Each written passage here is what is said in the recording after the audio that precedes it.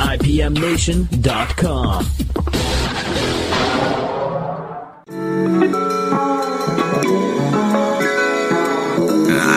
Living in a city, when you're in it, watch the people walk by. And if you listen real close, you can hear them talk about their lives. And some hate it, some love it, some are thought, some are just tired. These are the people in the neighborhood, they just trying to make it out right. See, she never wanna be a new. Hey, good evening, everybody. This is Dr. John Rich, and you have tuned in to another episode of Dr. John's Neighborhood. Once again, I'm excited about the conversation that you are about to hear because it's another smart person who's doing incredible work out there.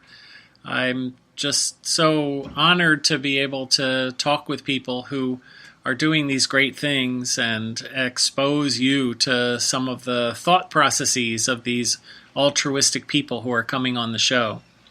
Once again, I'll remind you about my website, drjohnrich.com. You can reach me at info@drjohnrich.com if you have any suggestions for the show, want to know a little bit more about what I'm doing, want to know about some of the stuff that we're doing on Facebook, or just want some advice about things that are going on in your life. So I want to cut to the chase here and go right into my guest. I have on the line Alison Smith. She's a parenting coach. Can you say hi, Alison? Hi, everybody. Yeah, I'm grateful for you to give me your time. I know how busy you are.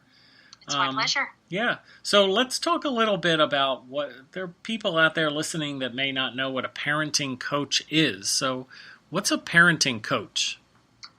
Well, when I first started doing this work, I didn't know what it was either. I thought I made it up. Right. And then I realized that this career I invented for myself, there were other people doing exactly the same work.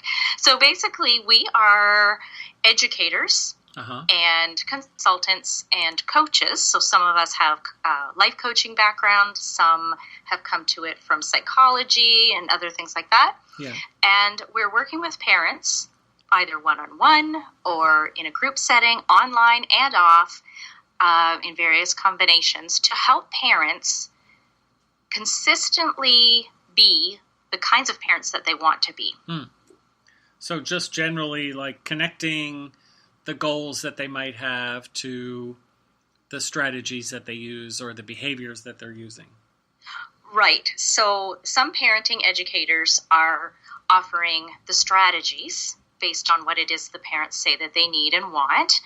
And some are actually doing the personal development, like myself, where, sure, we're going through the strategies, but we're also looking at the emotional triggers that parents, that set parents off. Okay. What are their hot buttons? Why is it that one particular behavior causes them to just lose their cool? Right. Or why is it so important for them to want to do something a certain way?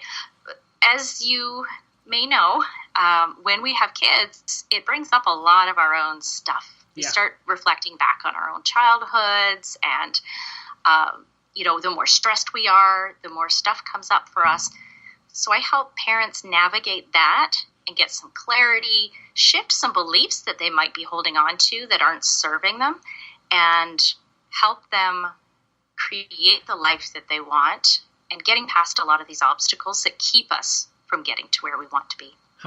So you talked about those beliefs, right? Like getting rid of beliefs. Can you give an example?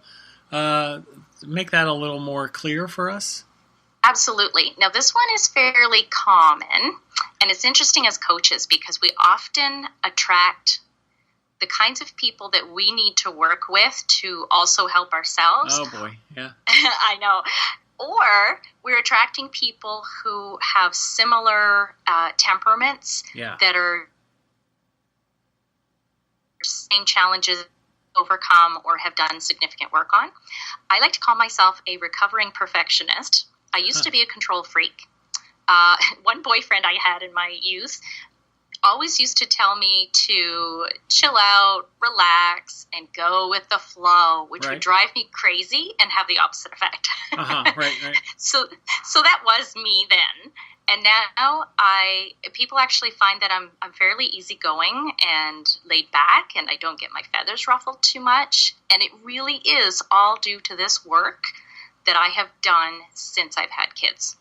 So your approach wasn't to say, okay, I'm going to go with the flow, and I'm going to go with the flow better than anybody else has ever gone with the flow. I'm going to be so relaxed. I'm going to be like the best at being relaxed and laid back. Yeah, right. That's funny you say that, because that does crop up. As a recovering perfectionist, it's never completely gone for me.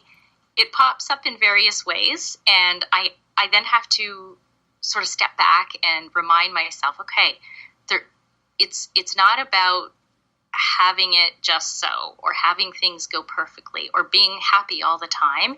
Let's get real, Alison, I'll say to myself, and let's just do better than we did yesterday. Okay. And so good. I'm sorry. The phrase good enough was my mantra for a number of years, but when I had kids, it had to be. Had to. Right. I was starting to lose it. So, yeah, I would think that the danger. I'm sure. I would think that the danger would be that you're then going to bring expectations of perfection onto your children, and I mean, kids are born into the world not knowing how to do much of anything. So, and it causes so much needless stress. And I know my old self would have said, yeah, but I have a high standard, which is why I'm successful. I'm ambitious. I want that high level of success, which is a bit of a belief, a limiting belief, because it's actually keeping me from feeling happiness and joy and laughing with my kids, because things aren't just so. So there's kind of multiple parts to this. And maybe I'll talk about my clients a little bit here, because when we're looking at perfection as a goal, we're setting ourselves up to fail. Right. As you know, everybody knows they're imperfect. Yeah. So trying to get perfection, it's an exercise in futility. But if we hold that high standard, but when we don't reach it, we have some grace for ourselves and say, you know what? I did better than before. Look at all the ways that I've done better. Look how I'm succeeding. Look how happy my kids are right now. Look at the skills that they're learning by watching me mess up and then make amends. Yeah. There's always sort of that silver lining to look at. But for me, what was the missing piece for me was that I needed the validation for the feelings that I was having, the emotional reactions I had to things. And I couldn't move on because I wasn't getting that. And so I would keep grasping at this perfection and this semblance of control because of that feeling of being out of control, which went back to the validation. So this is kind of like the rabbit hole that we go down as coach and client. We work together, and clients will say, no, I don't think that's it. It's like, okay, let's back up and go down, a different rabbit hole. And so we can get to the core of what is causing that havoc in our lives. And in my experience, challenge it. In my experience of counseling, I find that when I make a suggestion and then the person says, no, that's not really what I was trying to say, that what I've done is I've put my own narrative on top of what they were telling me. And I would think that was especially dangerous if you're dealing with a client who's got some of the same weaknesses that you do. It is a challenge at times, but it helps to have an open mind and curiosity going into it. Sure. Because then I can say, okay, is this about them or is it about me? And with coaching, we're encouraged to be very open and authentic about our own personal journey as well. So I can say, you know what? This is reminding me of a situation that I went through or something I dealt with. is it similar to that, or is this just my experience? Like, I can be upfront with that, and they can say, you know what? No, I think that actually is about you. So I'll say, okay, and that opens the conversation, the invitation of, okay, if it's not that, then what? You tell me. Yeah. And that puts the ball in their court to start digging deeper themselves. Yeah. Because it tells them they have the answer. They just need to go looking for it. And you're also inviting them to be vulnerable because you're willing to do the same. Absolutely. Yeah. And it's kind of fun in sort of a twisted way, because it is hard work. Well, personal development is not for the faint of heart. There can be tears and there can be laughter, but the freedom from what's been getting in the way is phenomenal. And I feel it right along with the client. So it's a real high for me too when I'm there for their aha moment. Yeah. It's really fantastic. Right. Sure. It's similar to teaching, that when you see a light bulb going off, there's a sense of satisfaction that you can have. So in the spirit of you being vulnerable, if you don't mind, can you talk about the source of your own perfectionism? I mean, that obviously had to have come from somewhere. So what was it about your childhood or your upbringing or your temperament or whatever that you think led to you having these unrealistic expectations? I think it was a mix of things. I have a little bit of a rebel streak. So I like to be in charge of my own direction, and having a certain freedom comes with that. I was also a very sensitive child. If my parents, gave me the stink eye, so to speak, I would melt into tears, and that really affected me deeply. And for some reason, I had this idea that if people were mad at me, that wasn't acceptable, that was somehow scary. And I don't remember specifically anything that my parents would have said or done when I was really little that would have given me that idea. It could have just been the way that I was, or I just assumed that they would be looking at things the way I was. I'm not completely sure there. Yeah. But I do know that emotions weren't talked about much. And I know my parents were never raised, they didn't get the book on how to manage big emotions and how to describe them, and right. All these things that we now talk about in the area of emotional intelligence. So my upbringing was get over the emotions, because those are messy and those aren't going to get us anywhere. Right, we have to talk about action. Right? Yeah. Right, exactly. They just kind of get in the way of the real work. So being a sensitive kid, I really needed that interaction and that reassurance. But at that time, that just wasn't understood to be important in the way that we do understand it today. So I wasn't getting that. So I was constantly looking for reassurance in ways that obviously didn't get that need met.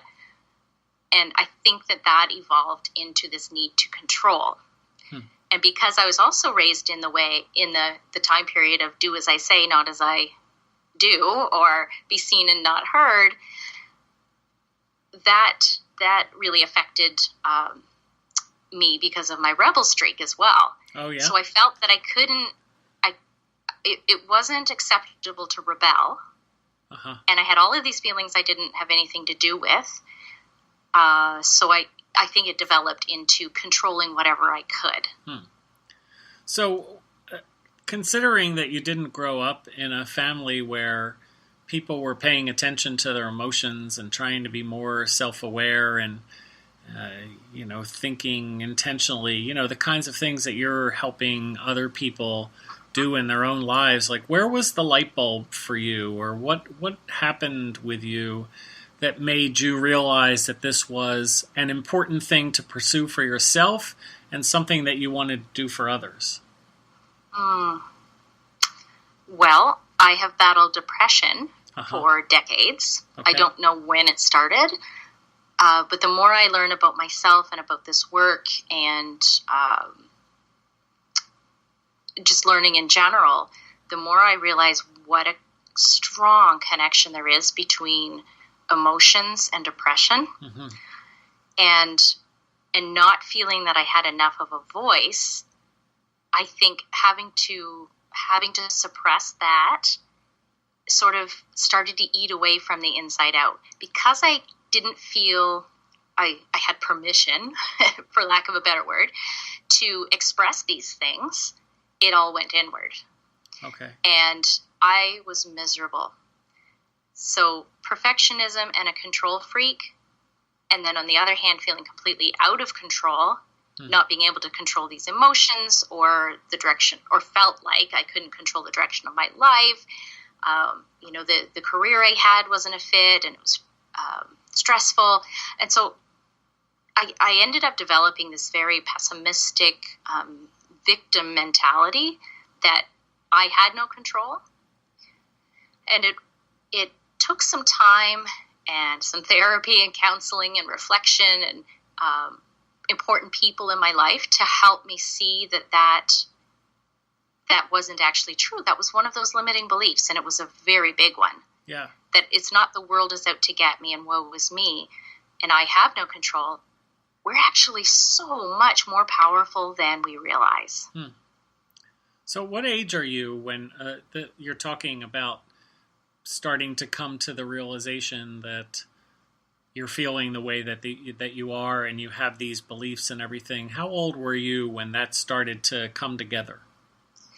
I've always been a big thinker. Uh-huh. And as soon as I discovered that personal development was a thing, it was a field of study, I was very interested in it. But I didn't have the means or just didn't think about the option that I could pursue that. That could be a career and with this victim mentality, it's like, what's the point, right?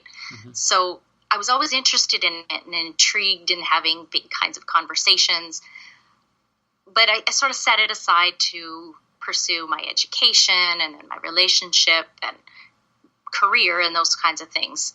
And so after I had, I'll back up a little bit. Mm-hmm. My partner, Mark, we've been together over 20 years, and he had a significant health scare. He's fine now, but it caused us to do a lot of deep thinking, and we decided to seize the day more often because life is too short, one never knows, and to be more grateful because we had some fantastic things in our lives going right.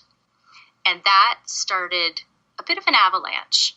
We then had our kids, two very close together. They're now 9 and 7. You were really seizing the day if all of a sudden there are kids. Yeah, I won't get inappropriate, but yeah. Pretty much, he got his 6-week or 8-week all clear, and it's like, okay, we're not getting any younger. Right. If we're going to, it needs to be now. Yeah. So we had our 2 kids, and obviously that had a huge impact on me. And then after they were a couple years, actually this was about 4 years ago, so they were preschoolers, personal development kind of retreats, and they were intense. And I came away from those having more clarity on, yes, I am going to seize the day, and I'm going to start my own business in the field that I want. And I'm just going to jump. Yeah. And I had clarity around, okay, what's going on with me that I'm not showing up in life the way that I want. And so then things just started falling into place, and up where I am now. And I'm still doing a pretty intense development on myself at the same time as I'm growing my business and growing my family. Yeah. So let's jump back to the coaching that you do with people. Sure. And you don't just do coaching about parenting, you're also counseling people just generally about their lives. Is that correct? Not counseling, but coaching, yeah. Coaching. Okay, sorry. Yeah. So, I imagine that the vast majority of people have things that they wish they could do or want to accomplish, or dreams or bucket lists or whatever.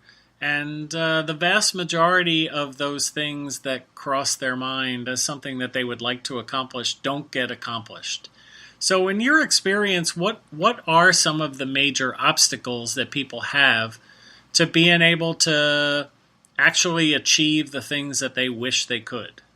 There are a couple. Okay. One is this idea that it has to be perfect or I have to be pretty much guaranteed of being successful or I'm not going to try. Right. This fear of failure. Yeah. There's also this idea that it's other people that do these kinds of things, not me. Uh-huh. There's something special, unique, or privileged about them and their opportunities that I don't have access to. And if I can interrupt for a second, one of the things that I really like about what you're talking about and how you're describing the work that you do is that you're letting people see you as a real person who's had obstacles along the way and has her own weaknesses that she's trying to iron out, that you're not presenting yourself as this expert who does everything perfectly. And I think that's helpful. It's helpful for me too, because the pressure of trying to be to present as perfect is it's part of what does me in sometimes. And it's so freeing and it feels so much better to just be honest. And I think I'm pretty sure that it allows other people to open up and to feel safe that, I understand. Uh-huh. Yeah. So there was another obstacle that you had in mind? Yeah, and it related to something we had talked about a few minutes ago. It's probably going to come to me after we hang up. Okay. So it's gone now. Okay. No problem. What are some of the issues that you talk about with your clients? Like, I imagine that there are like your top 3 or 4 things that you're helping people work on. Mm-hmm. A big one that I hear from parents is it presents itself in a few different ways. So they might say, I need to have more patience. I want to stop yelling. Huh. I want to be calmer, or I want to show up with more compassion. But my buttons are pushed, or I'm overwhelmed. And those are all related. Yeah. It's about a skill set. And many of us have some emotional trauma, if not physical trauma, from our own pasts that are so close to the surface that if something happens, shows up in front of us, whether it's a behavior, our child yelling no right in our face, or storming out of the door, whatever it is that is our hot button. Yeah. Or buttons, in my case and many others. When that shows up, we so quickly go into that physiological state of fight, flight, freeze. Right. Even though it's just a child in front of us. And then right, because our brains can't tell the difference between an emotional threat and, the tiger chasing us down the path. Huh. So we respond to that level of threat. And when we're in that part of our brain, as we can't access that logic and reasoning and judgment that we normally can. So we're not able to pull out those skills that we have because we're just in that survival mode. Yeah. So what we have to do is figure out what works for me to stay calm more often, to get calm when I start freaking out. Yeah. And how do I help my child when they freak out and I'm suddenly mirroring their upset and their chaos and getting sucked in? How do I not join that chaos, but instead share my calm? Yeah. That's a huge one for parents. Yeah, and I think with a little bit of self-reflection, you can start to identify what topics or situations are the ones that are most prone to set you off. So for sure. So yeah. in fact, I wrote a few blog posts on that very topic of triggers. Uh-huh. And I have a guide that I share with my coaching groups with my parents to help them identify that very thing. Fantastic. So give me one example of a trigger that you've seen other people talk about. Feeling ignored. Okay. That's a huge one. Because it causes us to relive those feelings as a child of being disempowered or feeling insignificant, unheard, unrecognized, unvalidated. So when I call up to my son and he can't hear me because he's got his earbuds in, and that gets me upset, you're saying that might be a trigger that's based on some kind of childhood issue as opposed to me feeling disrespected. Well, it's the same. On the surface, we call it disrespect. Yeah. But what we feel is that deep sense of not being worthy or not being in control. So how do I handle that? Let's say that I'm one of your clients. You need to book a call. In fact, we should do a program. Right. Because those aren't one of the quick tricks and off you go. Yeah. I mean, that is a core negative belief. Uh-huh. And that involves some work. We can definitely talk about a few things that will alleviate that, but without going deeper on it, it's going to show up in other ways. Uh-huh. And at work or with a spouse. Right. Those beliefs keep coming up in different areas or at different times until they're dealt with. It's kind of like it's often spoken of in personal development circles around the obstacle will keep showing up until you learn the lesson that you're supposed to take out of that. And I think that's pretty much just a different way of saying the same thing. Yeah. Yeah, I mean, I for some reason I'm thinking about a car, and if the car is low on oil and you don't do anything about it, then other things are going to start going wrong. It's True. all, related to the same source, right. Even though it might be hard to decipher the bigger the problem gets. Right, and you could put a Band-Aid on one thing, but then you'll have to put a Band-Aid on something else, and then what do you do next? The Band-Aid won't stay there forever. Pretty soon you're covered in Band-Aids. That's never a good look. Where's Jay? Right, yeah. Well, there's some pretty cool Band-Aids out there right now. I don't know. So are you ready for my big question that I told you I was going to ask? What do you think?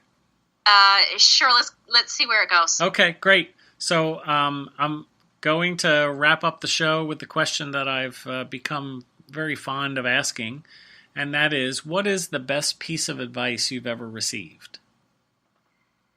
There's been so many. And you know what? Most of the advice I wouldn't listen to anyway. Because no one asked permission to give it to me. Uh-huh. You know what? That's actually a really good piece of advice. And it's good for parents. It's good for spouses. It's good at work.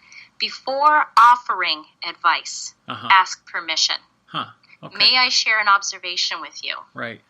Not only do they feel more empowered, they're much more likely to be receptive to what you have to say. Huh. It's a brain thing. It's like flicking a switch that says, okay, I'm open and ready to receive what you have to say. Yeah. And with teenagers, this one is gold. Teenagers and toddlers, it's gold. Huh. Because during those stages, they're so driven to develop their independence and to feel like they're their own person. Yeah. That if anything smacks of I know better than you, you've immediately got a storm of power struggle. Right. So asking permission it really is one of those magic pills for a lot of things. Yeah, it has a feeling to it, that question. I like that. It implies that their opinion matters, that they have the means to say yes or no, and will respect that. So it really helps them to feel respected. So opens dialogue. Sorry. So that's okay. So what would you say to the person, and you've probably heard these comments as often as I have, if not more. What would you say to the person who says that all this mamby-pamby, respecting your kids' feelings and, making them feel worthy and all this stuff is why we have this spoiled generation who thinks that they're entitled to everything? Right. You've heard that, right? You've heard that plenty of times. I have. Yeah. If the previous few generations of parenting had it right, right, there would be no one raising the kids that are supposedly entitled because they would be doing it properly as well. Yeah, right. Yeah, that's really interesting. I know when I brought this up to my wife, she had a similar thing. She was like, well, yeah, I mean, where are these spoiled kids coming from? If not from generations of parenting. Yeah. Right. And yeah, I mean, that's sort of the tough love comment. Yeah. But emotions do matter, and the science isn't lying. It's supporting the fact that our memory is strongly tied to emotion. Our relationships, our feeling of connection to the world around us, and the social connections on an individual basis, they're all related to emotions. And if we ignore that, we're actually seeing the results of that now. Look at the rates of anxiety, depression, the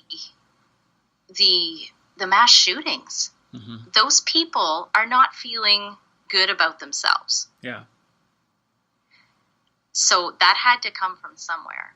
And it wasn't because someone listened to their feelings. Yeah, I often think about, people who are in your line of work and have your kind of business.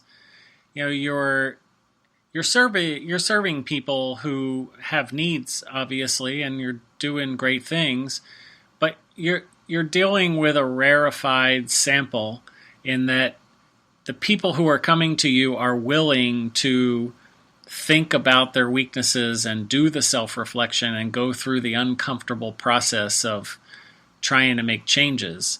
And I feel like sometimes these tough love comments come from people who sense that there are wounds that would be opened if they were to acknowledge that the way that they've parented or the way that they were parented had some problems associated with it. So it's just easier to reject it and call it mamby. I noticed you laughed when I said mamby-pamby. I don't...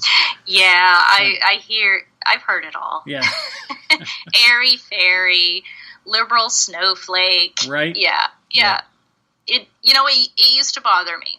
But it doesn't now because I know that hurt people.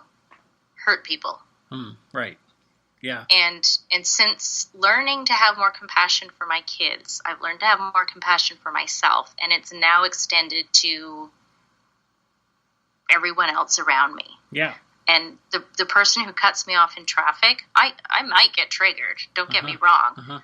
But when I have a calm moment, I know there must be something going on for them, because I don't believe that humans are born being jerks. I believe if things are,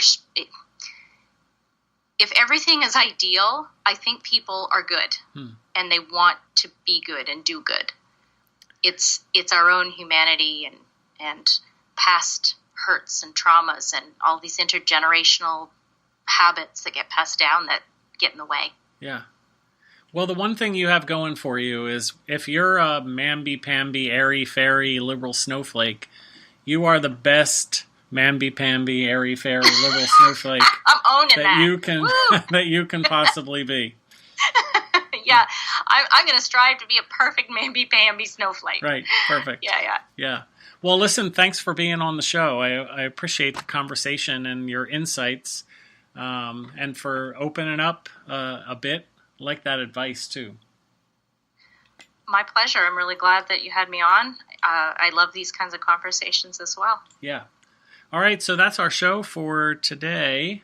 Reach out to me at info@drjohnrich.com if you want to be a guest on the show or you have an idea for a topic, I'm always looking for new things to discuss and new smart people to have on so that we can expose others to this way of thinking. I think it's important for people to hear other people reflecting and using the hard language of psychology to live more courageous lives. So thanks for tuning in, and bye, Allison. See you later. All right, I'll talk to you all next week. Thanks for tuning in. Bye. Living in a city, when you're in it, watch the people walk by. And if you listen real close, you can hear them talk about their lives. And some hate it, some love it, some are felt, some are just tired. These are the people in the neighborhood, they just trying to make it out right. See, she never wanna be a new IPMNation.com